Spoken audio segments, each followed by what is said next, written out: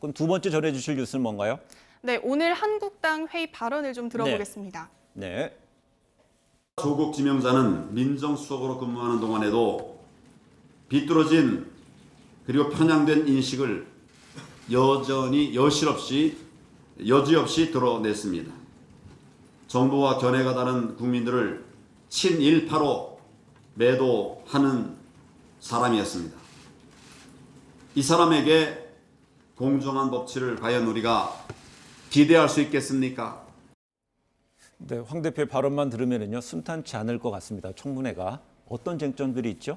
네, 먼저 이 조국 후보자를 둘러싼 의혹과 그리고 조 후보자 측의 반박을 좀 비교해서 설명을 드리겠습니다. 네, 나가서 좀 한번 설명해 주세요. 네.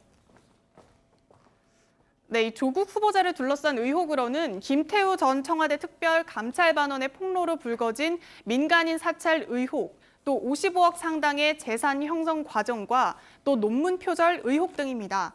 조 후보자 측은 하나하나 반박했습니다. 민간인 사찰 의혹은 검찰에서 무혐의 처분을 받았고 재산은 배우자의 재산이 포함된 것으로 문제가 없다고 했고요. 또 논문 표절은 학교에서 문제없다는 판정을 받았다고 했습니다. 이 외에도 또 다른 쟁점들은 이 민정수석 재직 당시에 인사검증에 실패했다는 논란과 죽창가 등 반일 여론을 자극하는 과도한 소셜미디어 활동입니다. 조 후보자 측은 인사검증 실패는 노영민 청와대 비서실장이 공개 사과를 했고 또 소셜미디어 활동은 사적인 활동이라고 선을 그었습니다. 네, 잘 들었습니다.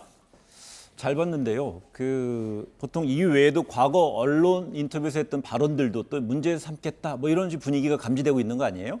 네, 그렇습니다. 네. 이 조국 후보자가 1993년에 네. 울산대 교수로 재직하면서 남한 사회주의 노동자 동맹이라는 조직에서 활동을 했는데 네. 이때 국가보안법 위반 혐의로 수감된 적이 있었습니다. 이 때문에 과거 언론 인터뷰에서 나는 국보법 위반 전략이 있어서 청문회를 통과 못한다라고 스스로 예. 말하기도 했습니다.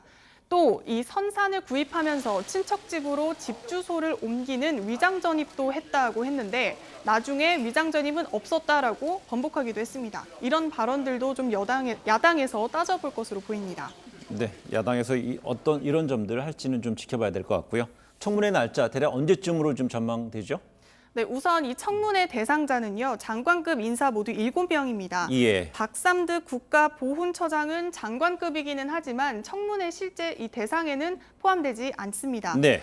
청와대는 우선 이번 주 중으로 이 7명에 대한 인사청문 요청서를 국회에 제출을 할 네. 거고요. 그럼 8월 말부터 본격적인 이 청문회 정국에 들어갈 걸로 보입니다. 네, 9월 다음 달 2일이 정기국회 개원일이니까요. 그 이전에 끝내야 된다. 이런 어떤 시한이 좀 있다고 볼 수 있겠군요. 네, 네, 강 기자 잘 들었습니다. 네.